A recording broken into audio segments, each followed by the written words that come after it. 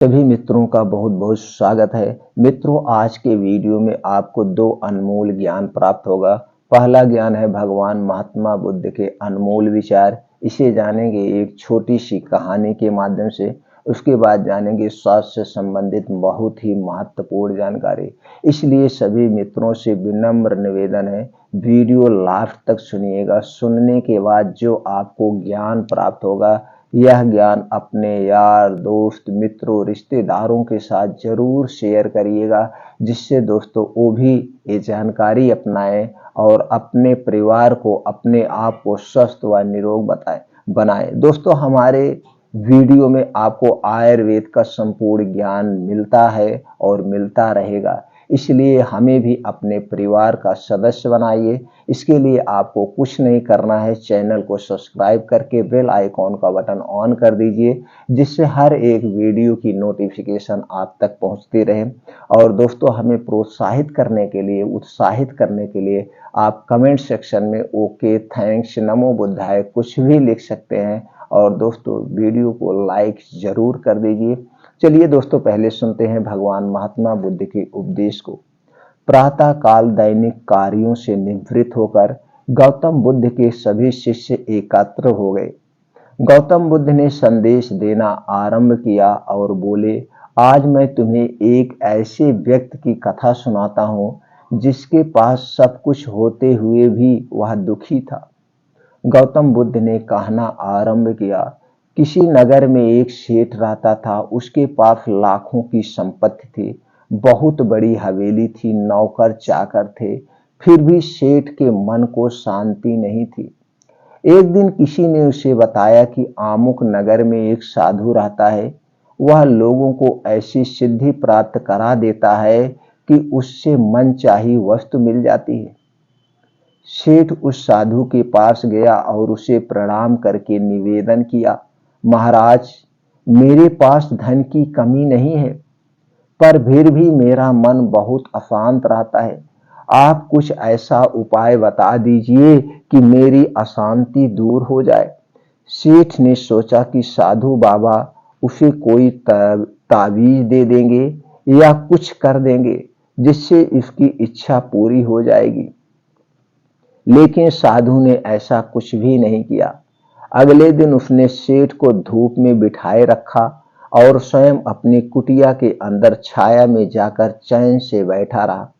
गर्मी के दिन थे। सेठ का बुरा हाल हो गया। उसको बहुत गुस्सा आया, पर वह उसे चुपचाप पी गया। दूसरे दिन साधु ने कहा, आज तुम्हें दिन भर खाना नहीं मिलेगा। भूख के मारे दिन भर सेठ के पेट में चूहे कूदते रहे। अन्न का एक दाना भी उसके मुंह में नहीं गया। लेकिन उसने देखा कि साधु ने तरह तरह के पकवान उसी के सामने बैठ के बड़े आनंद से खाए जा रहा है। सेठ सारी रात परेशान रहा। उसे एक क्षण को भी नींद नहीं आई। वह सोचता रहा कि साधु तो बड़ा स्वार्थी है। तीसरे दिन सवेरे ही उठकर उसने अपना बिस्तर बांधा और चलने को तैयार हो गया। तभी साधु बाबा उसके सामने आकर खड़े हो गए और बोले, सेठ क्या हुआ? सेठ ने कहा, मैं यहाँ बड़ी आशा लेकर आपके पास आया था, लेकिन मुझे यहाँ कुछ नहीं मिला। उल्टे ऐसी मुसीबतें उठानी पड़ी जो मैंने जीवन में कभी नहीं उठाई। मैं अब यहाँ से जा रहा हूँ। साधु हंसकर बोला, मैंने तुम्हें इतना कुछ दिया, पर तुम्हें कुछ भी नहीं मिला। सेठ ने विस्मय भाव से साधु की ओर देखा और बोला, आपने तो मुझे कुछ भी नहीं दिया। साधु ने कहा, सेठ, पहले दिन जब मैंने तुम्हें धूप में बिठाया और स्वयं छाया में बैठा रहा, तब मैंने तुम्हें बताया कि मेरी छाया तेरे काम नहीं आ सकती। जब मेरी बात तेरे समझ में नहीं आई, तो दूसरे दिन मैंने तुम्हें भूखा रखा और स्वयं खूब अच्छी तरह से खाना खाया। उससे मैंने तुम्हें समझाया कि मेरे खा लेने से तेरा पेट नहीं भर सकता। सेठ, याद रख, मेरी साधना से तुझे सिद्धि नहीं मिलेगी। धन तूने खुद पुरुषार्थ से कमाया है और शांति भी तुझे ही अपने ही पुरुषार्थ से मिलेगी। सेठ की आंखें खुल गई। अब उसे अपनी मंजिल पर पहुंचने का रास्ता मिल गया था। साधु के प्रति कृतज्ञता व्यक्त करता हुआ वह अपने घर लौट आया। दोस्तों, इस छोटी सी कहानी से आपको क्या ज्ञान प्राप्त हुआ, हमें कमेंट सेक्शन में जरूर बताइएगा।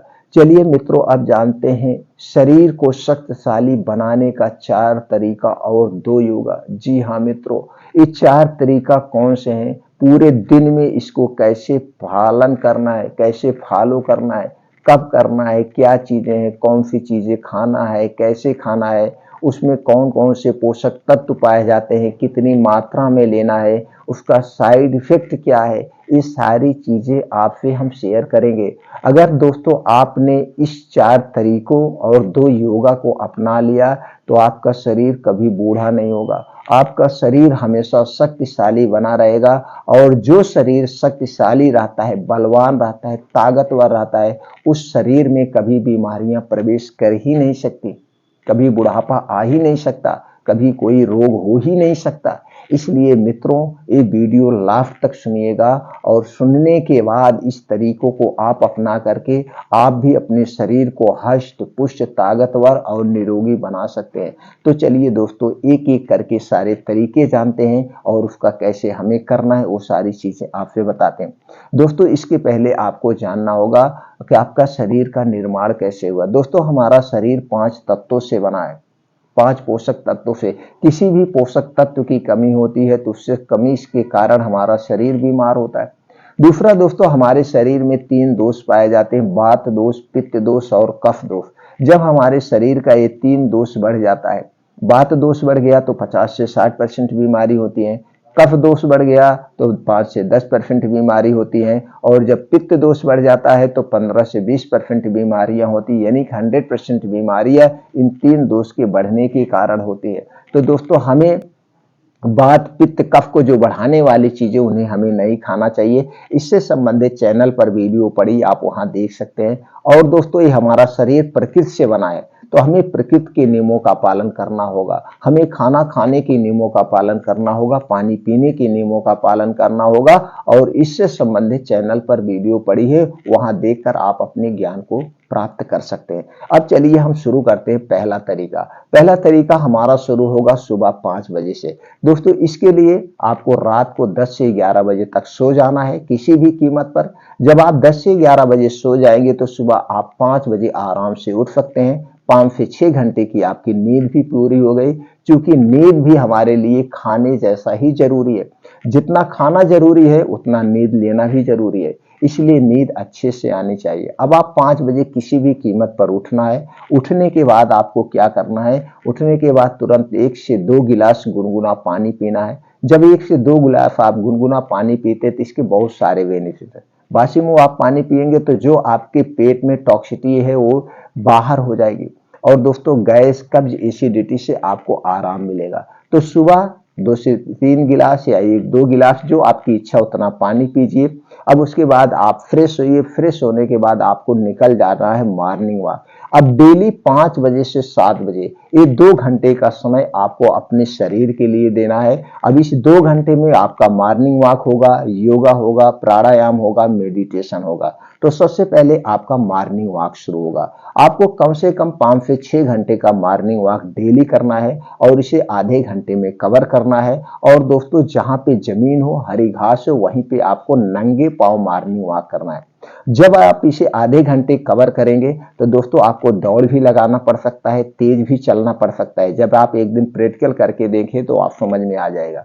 तो दोस्तों, आपको क्या करना है, आप अपने उम्र के हिसाब से, जैसे आपकी उम्र है, जिस उम्र में आप हैं, उस अपने शरीर की कार्य क्षमता के अनुसार से तेज चलिए, दौड़ भी लगा सकते हैं। अब दोस्तों, जब आप तेज चलते हैं, दौड़ लगाते हैं, तो नॉर्मल हार्ट बीट से आपका 10 गुना ज्यादा दिल धड़कता है, हार्ट बीट तेज होती है। और जब धड़कन खूब तेज होती है, दिल तेज धड़कता है दोस्तों, तो आपके शरीर में उतने ही तेज ब्लड सर्कुलेशन का दौरा होता है, जिससे आपके शरीर में गर्मी होती है। अब एक गर्मी होने के कारण जो पसीना होता है, पसीने के माध्यम से आपके शरीर में जो विषैले तत्व हैं वो बाहर निकल जाते हैं, इसलिए आपको तेज चलना है। अब दोस्तों, आपका जब आप तेज दौड़ लेंगे तो आप तेज दौड़ते हैं, कहाँ पे दौड़ रहे हैं, मिट्टी पे दौड़ रहे हैं, तो यहाँ पे छोटे छोटे कंकड़ होते हैं, ऊबड़ खाबड़ मिट्टी होते हैं। तो दोस्तों यहाँ पे जब आपका पैर में ये चुभते हैं तो इससे एक्यूप्रेशर का काम होता है। इसके बहुत सारे बेनिफिट्स हैं। और दोस्तों जब आप नंगे पांव मिट्टी पे चलते हैं, हरी घास पे चलते हैं, तो उसकी बूंदें आपके पैर में लगती है। इससे आपके आंखों की रोशनी तेज होती है, आंखों से संबंधित कभी आपको कोई बीमारी नहीं होती है। अब इतनी प्रक्रिया करने के बाद वहीं बैठ के 2 योगा करना है। 2 योगा कौन है? पहला योगा है अनुलोम विलोम, जिसे हम नाड़ी शोधन कहते हैं। नाड़ी शोधन अनुलोम विलोम जो योगा है, इसे दोस्तों आपको आधे घंटे डेली करना है। इसके करने के बहुत सारे बेनिफिट है। जब आप अनुलोम विलोम करते हैं दोस्तों, आपके शरीर के कोने कोने तक ऑक्सीजन का संचार हो जाता है, पहली बात। दूसरी चीज दोस्तों, जब आपके शरीर में कहीं पे भी कोने में, कहीं में शरीर में कोई गांठ है, वो गांठे आपका शरीर स्वतः उसे गला देगा और आपके शरीर में कभी भी कोई गांठ नहीं बनेगी। अब अनुलोम विलोम के बाद आपको 15 से 20 मिनट कपालभाति करना है। 15 से 20 मिनट कपालभाति करने के भी बहुत सारे बेनिफिट्स है दोस्तों। अब अगर आप 10 से 15 मिनट कपालभाति करते हैं तो आपको लीवर से संबंधित, पाचन तंत्र से संबंधित, आंतों से संबंधित कोई भी बीमारी आपको नहीं है। अगर होगी कोई बीमारी तो दूर हो जाएगी और भविष्य में आपको इसकी कोई बीमारी नहीं होगी। इसलिए इस 2 योगा को आपको जरूर करना है। अब वहीं बैठ के कुछ योगा और करना है, जैसे सूर्य प्राणायाम, शीर्षासन, वज्रासन और कुछ करना है। लास्ट में आपको 15 से 20 मिनट का मेडिटेशन करना है। आप वहीं बैठ के अपने आप को ध्यान मग्न हो जाइए, सब कुछ भूल जाइए 15 से 20 मिनट। अब दोस्तों ये 2 घंटे आपको डेली देना है। इस 2 घंटे को कभी स्किप नहीं करना है, इस 2 घंटे के साथ कभी कंप्रोमाइज नहीं करना है। ये आप अपनी जिंदगी में उतार लीजिए। सब कुछ आप भूल सकते हैं, सब कुछ आप छोड़ सकते हैं, लेकिन ये 2 घंटे का समय आप कभी नहीं छोड़ेंगे तो आप कभी बीमार भी नहीं पड़ेंगे, हमारी गारंटी है। अभी हो गया पहला तरीका। अब हम चलिए चलते हैं दूसरे तरीके पे। अब आप योगा प्राणायाम करके आ गए, आपने शरीर से कुछ एनर्जी खर्च कर दिया, अब उस एनर्जी की पूर्ति करना है। तो कुछ चीजें हम ऐसे बता रहे हैं जिसमें सभी तरह के प्रोटीन्स, विटामिन, मल्टीविटामिन सब कुछ भरे हुए हैं। ये जो चीजें हैं दोस्तों, ये आपके शरीर को बहुत सारी बीमारियों से बचाएंगे और आपके शरीर को हष्ट पुष्ट एवं शक्तिशाली बना देंगे। ये चीजें कौन सी है, कितनी मात्रा में लेना है, चलिए अभी जानते हैं दोस्तों। पहली चीज है अलसी का बीज। आपको अलसी का बीज 1 चम्मच लेना है, कद्दू का बीज 1 चम्मच, मेथी दाना आपको लेना है आधा चम्मच, सफेद तिल 1 चम्मच, सूरजमुखी का बीज 1 चम्मच, बादाम 7 से 8 पीस, मूंग लेना है 15 से 20 ग्राम, चना 15 से 20 ग्राम, किशमिश 15 ग्राम, मखाना 10 ग्राम। ये सारी चीजें लेने के बाद इसे अच्छी तरह से धुलना है। धुलने के बाद इसे आप मिट्टी के बर्तन में रात को भिगो दीजिए और आप सुबह जब योगा मॉर्निंग प्राणायाम करके आएंगे, ये सारी चीजें बैठ के आराम से चबा चबा के खाना है। अब खाने के बाद एक सावधानी आपको बरतना है, इसे खाने के 3 घंटे बाद तक कुछ भी खाना पीना नहीं है। इसे खाने के 1 घंटे पहले कुछ नहीं खाना पीना है, यानी 3 घंटे तक ये आपके शरीर में अपना काम करेगा। अब ये चीजें दोस्तों जो बीन्स है, इसे खरीदने में आपको एक सावधानी बरतना है। जितने भी बीज हैं ये आपको बीज भंडार से नहीं खरीदना है, ये आपको किसी पंसारी की दुकान से, किसी आयुर्वेदिक दुकान से, या कुछ ड्राई फ्रूट वाले रखते हैं, कुछ किराना वाले रखते हैं, उनके यहाँ से लेना है। दोस्तों जमाने वाला और खाने वाला दोनों अलग अलग बीज होते हैं। आपको खाने वाला बीज लेना है, जमाने वाला नहीं लेना है, इस बात को आप ध्यान रखेंगे। और दोस्तों आप बादाम खरीदते समय एक सावधानी बरतना है। बादाम 2 टाइप की आती है, एक खट्टी बादाम और एक मीठी बादाम। आपको खट्टी बादाम नहीं लेना है, खट्टी बादाम में साइनाइड टाइप का पॉइजन पाया जाता है। आपको मीठी बादाम लेना है, इस बात को ध्यान रखें। ये हो गया आपका दूसरा तरीका। अब उसके बाद दोस्तों आपको सलाद एक लेना है।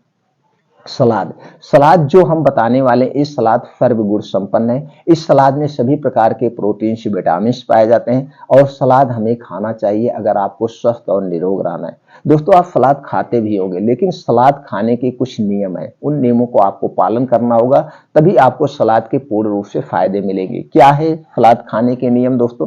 सलाद हमें दिन में खाना चाहिए, रात में कभी भी सलाद नहीं खाना चाहिए। जब भी खाएं सलाद दिन में खाएं। सलाद हमें खाने के साथ नहीं खाना चाहिए, खाने के स्थान पर खाना चाहिए। जब भी आप सलाद खाएं इसके साथ खाना ना लें, उसके स्थान पर ही खाएं। सलाद दोस्तों जब भी खाएं, सलाद खाने के 1 घंटे पहले नहीं कुछ खाना पीना है और सलाद खाने के 3 घंटे बाद तक हमें कुछ नहीं खाना पीना है। इस बात का आप ध्यान रखेंगे। सलाद जब भी खाएं बैठ के चबा चबा के आराम से खाएं। सलाद हमें एक दिन में कितना खाना चाहिए, जितना आपका वजन है, वजन का 5%। जैसे आपका वजन 50 किलो है तो उसका 5% 250 ग्राम। आपका वजन अगर 60 किलो है तो उसका 5% 300 ग्राम। आप अपने वजन के 5% सलाद खा सकते हैं। अब चलिए दोस्तों जानते हैं सलाद में कौन कौन सी चीजें हैं। सलाद में आपको लेना है गाजर 100 ग्राम, चुकंदर 50 ग्राम, प्याज 50 ग्राम, टमाटर 50 ग्राम, मूली 1 पीस, अदरक का 3 से 4 इंच का 1 टुकड़ा, लहसुन 3 से 4 कली लेना है, भुना हुआ जीरा पाउडर आधा चम्मच, काली मिर्च का पाउडर 2 चुटकी, हरी धनिया की पत्ती कटी हुई 2 चम्मच, काला नमक स्वाद अनुसार डाल दीजिए। ये सारी चीजें डाल के आपका एक प्लेट सलाद तैयार हो गया। अब आप सलाद अपने वेट के हिसाब से प्लेट तैयार कर लीजिए। अब आपका सलाद रेडी हो गया। अब इस सारी चीजों को खाना है। अब ये सारी चीजें अगर आपको ऐसे चबा के खाने में अच्छा नहीं लग रहा, जबकि चबा के खाना सबसे बेस्ट है, तो चबा के जब आप खाते हैं तो मुंह में जो ये लार होती है खाने के साथ जाती है। आप जो कुछ भी खाते हैं वो सही से डाइजेस्ट हो जाता है। फिर भी आपको या तो दांत नहीं है या किसी कारणवश आपको खाने में अच्छा नहीं लग रहा, तो कोई बात नहीं, ये सारी चीजें आप मिक्सर में डाल के इसका जूस निकाल लीजिए।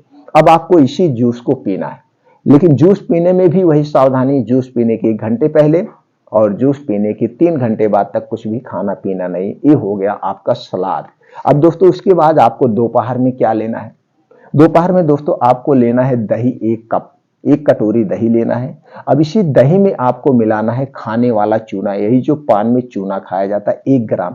अब दोस्तों 1 ग्राम आप चूना कैसे वजन करेंगे, तो इसके लिए दोस्तों 1 गेहूं के बराबर चूना लीजिए और इसी दही में मिला करके आप दोपहर में रोज खाना है, रोज दोपहर में खाना है। बस दोस्तों दही आपके घर की होनी चाहिए। दही जब जमाइएगा मिट्टी के बर्तन में जमाइएगा और दही को जब भी खाइएगा मिट्टी के बर्तन या कांच के बर्तन में ही खाइएगा। इसके अलावा किसी और बर्तन में नहीं खाना है। इसे कितना दिन तक खाना है, 3 महीने तक खाना है कंटिन्यू। 3 महीने के बाद आप 10-15 दिन बंद करके फिर इसे 3 महीना खा सकते हैं। बस इसमें दोस्तों एक बात का आपको ध्यान देना होगा, जिसे पथरी की शिकायत है या किसी को कभी पथरी हुई है उसे चूना नहीं खाना है। जिसे पथरी की शिकायत है या जिसे कभी पथरी हुई है वो चूना नहीं खाएगा। इस बात को आपको ध्यान देना है। ये हो गया आपको दोपहर में अगला तरीका। अब दोस्तों आप शाम को 5 से 6 बजे आपको अच्छी सी भूख लगती है।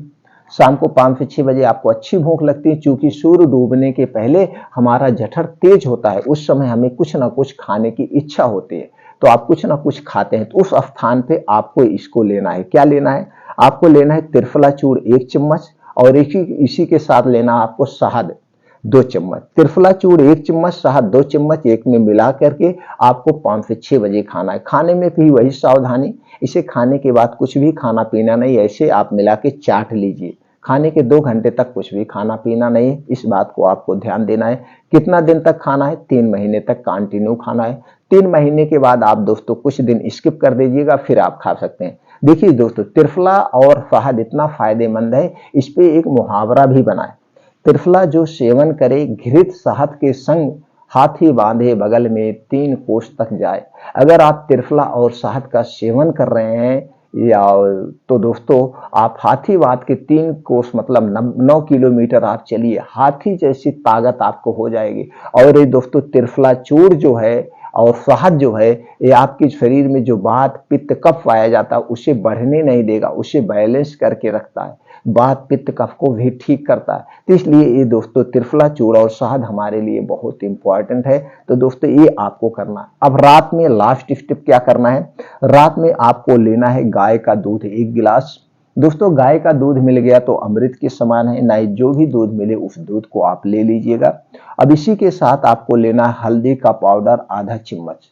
आधा चम्मच हल्दी का पाउडर इसी में मिला करके दूध को उबाल लेना है। अब इसी दूध को आप रात में सोते समय पीना है। कब पीना है, रात में सोते समय। बस आपको ये ध्यान देना है, ये दूध पीने के बाद कुछ भी नहीं पीना है और दूध पीने के 1 घंटे के बाद सोना है। अभी जिसमें हल्दी पाउडर मिला रहे हैं दोस्तों, ये हल्दी पाउडर मार्केट का बना हुआ हल्दी पाउडर नहीं चाहिए। आप साबुत हल्दी खरीद के लाइए, खुद अपने आंख के सामने उस हल्दी को पिसवाइए, वही हल्दी आपको प्रयोग करना है। जो मार्केट में हल्दी मिलती है उसमें दोस्तों आर्टिफिशियल कलर मिला होता है जो आपके स्वास्थ्य के लिए हानिकारक है। इसलिए खाने में जो भी हल्दी आप प्रयोग करिए, खुद साबुत हल्दी लाके पिसा के प्रयोग करिए दोस्तों, सबसे सेफ है। हमें छोटी छोटी सावधानियां बरत के अपने शरीर को स्वस्थ व निरोग बना सकते हैं। अब दोस्तों ये जो हमने पूरे दिन का डाइट बताया, योगा से लेकर खाने तक, अब इसको आपको फॉलो करिए, आपका शरीर स्वस्थ व निरोग बना रहेगा। अब इस बीच में आपको ये चीजें खाना, इस बीच में खाना जो आप खाते हो, आप अपना खाना खाइए, खाने से हमसे कोई नहीं, लेकिन खाना हल्का खाइएगा, वही खाना खाइएगा जो जल्दी से डाइजेस्ट हो जाए, क्योंकि ये सारे प्रोटीन्स विटामिन तो आपको मिल ही रहे हैं। प्रोटीन विटामिन में कोई कमी नहीं है, वो आपका हमने तो कॉम्बिनेशन बता दिया। बस आप खाने के शौकीन हैं तो खाना आप हल्का फुल्का खाया करिए बीच बीच में, जो आपको खाना हो, जो आप खाते हो, दाल चावल रोटी सब्जी जो भी खाते हैं